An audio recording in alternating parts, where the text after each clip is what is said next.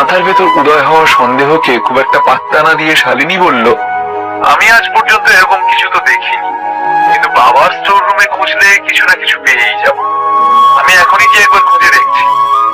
নীল কোনো উত্তর দেওয়ার আগেই ফোনটা কেটে গেল, আর তখনই দরজা বন্ধ হওয়ার শব্দ শুনতে পেল নীল। মুখ ঘুরিয়ে দেখলো অবন্তিকা স্নান সেরে নিজের চুল মুছতে মুছতে বাথরুম থেকে বেরিয়ে এসেছে। তুমি কার সঙ্গে কথা বলছো? অবন্তিকা নিচু গলায় জিজ্ঞেস করলো। শালিনী, তুমি কি ওকে চেনো? নীল একটু হেসে বলল, আমি ওকে বলেছি যে আমি পুরনো দিনের ওষুধ সম্পর্কে জানতে চাই। এরকম কোনো বইয়ের কথা জানা থাকলে আমাকে অবশ্যই জানিও। আমি এক্সপেক্ট করিনি যে তুমি শালিনীকেও চেনো। তাছাড়া এই বই দিয়ে তুমি কি করবে? অবন্তিকা সারপ্রাইজড হয়ে জিজ্ঞেস করলো। তখনই নীল নিজের পকেট থেকে একটা শিশি বের করলো। সেই শিশিতে 5টা ওষুধ রাখা ছিল।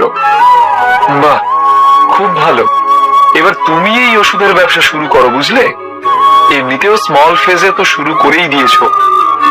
নীল বুঝে উঠতে পারলো না যে অবন্তিকা তাকে নিয়ে ঠাট্টা করছে নাকি তার প্রশংসা করছে। তুমি কি আবার প্ল্যানটা শুনতে চাও? চাপা গলায় নীল বলল, কিন্তু তার চোখ দুটো অবন্তিকার আঁকা বাঁকা শরীরটার উপরই টিকে থাকলো। নিশ্চয়ই, কিন্তু আজকে না, কালকে। আজকে আমি খুব ক্লান্ত, এখন আমি একটু আরাম করতে চাই। এই কথা বলার পর অবন্তিকা নিজের ঘরে চলে গেল। নিজের ঘরে গিয়ে সে দরজা বন্ধ করে লক করে দিল। অবন্তিকা ঘর থেকে চলে যেতেই শালিনী আবারও ফোন করলো। হ্যালো নীল, ফ্রি আছো? হ্যাঁ, একদম। এটা আবার জিজ্ঞেস করার মতো কোনো কথা হলো? যা কিছু হয়ে থাক না কেন, আমি সব সময় তোমার জন্য ফ্রি থাকবো। নীল শালিনীর সঙ্গে একটু ঠাট্টা করে বলল। নীলের কথা শুনে শালিনীর গাল আবারও লজ্জায় লাল হয়ে গেল। এখন সে কথা বলতেও খুব নার্ভাস ফিল করছিল। আমি দুটো ছোট ছোট বই পেয়েছি, কিন্তু বুঝতে পারছি না এটা তোমার ঠিক কতটা কাজে লাগবে। তোমার কি বইগুলো এখনই দরকার? না, এখন দরকার নেই।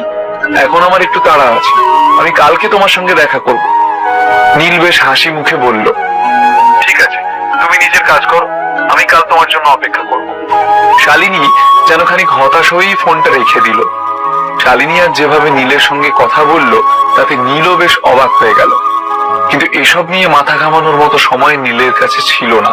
তার মাথায় অলরেডি অনেক কথা ঘুরছিল। রাতটা খুব তাড়াতাড়ি কেটে গেল। যখন সকালবেলা অবন্তিকা ঘুম থেকে উঠলো তখন সে দেখলো যে নীল সেখান থেকে চলে গেছে।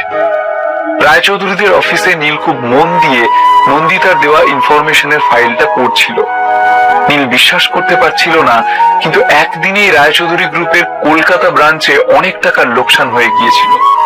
আজ সকালে শেয়ার মার্কেট শুরু হওয়ার সাথে সাথেই ফ্রিজিং পয়েন্ট আগের থেকেও নিচে নেমে এসেছে।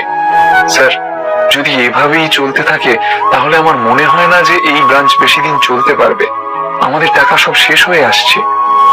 চিন্তিত স্বরে নন্দিতা বলল, হয়তো তোমার মনে হচ্ছে যে আমরা এভাবে আর বেশি দিন চালাতে পারবো না, কিন্তু আমাদেরকে পারতেই হবে নন্দিতা।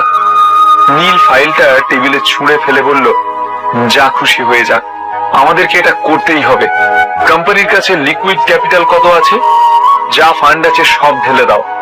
আমিও দেখতে চাই যে রায়চৌধুরী পরিবারের খিদে আর কতটা বাড়তে পারে। নীল ঠিক কি করার কথা ভাবছে। নীল কি এই লড়াই জিততে পারবে, নাকি রায়চৌধুরী পরিবারের কাছে ক্ষমা চাইতে হবে শেষমেশ? রায়চৌধুরী পরিবারের কাছে এত টাকা এলো কোথা থেকে? কি আছে এর পিছনে? রায়চৌধুরী পরিবার আর নীলের মধ্যে কি কোনো সংঘর্ষ হবে? রায়চৌধুরী পরিবার সত্যিই খুব শক্তিশালী। একলা নীলের পক্ষে তার মোকাবিলা করা সম্ভব নয়। তাই নন্দিতা খুব একটা ভরসা করতে পারছিল না নীলকে।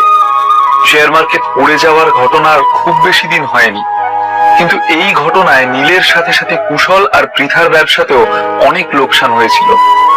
কলকাতার আরো অনেক ছোট ছোট কোম্পানি ছিল যারা ব্যাংকের কাছে দেনার দায়ে দেউলিয়া হতে বসেছিল। নীলের ফোন আসার পর কুশল আর বাকি সবাই 1 ঘন্টারও কম সময় মিটিং এর জন্য ওর অফিসে চলে এলো।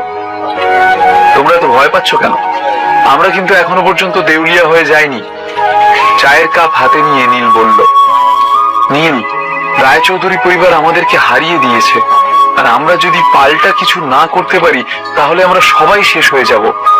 পৃথা খুবই চিন্তিত স্বরে বলল, এত চিন্তা করার কোনো দরকার নেই। যতক্ষণ সব শেষ না হচ্ছে আমরা কোনো সিদ্ধান্তে পৌঁছাতে পারবো না।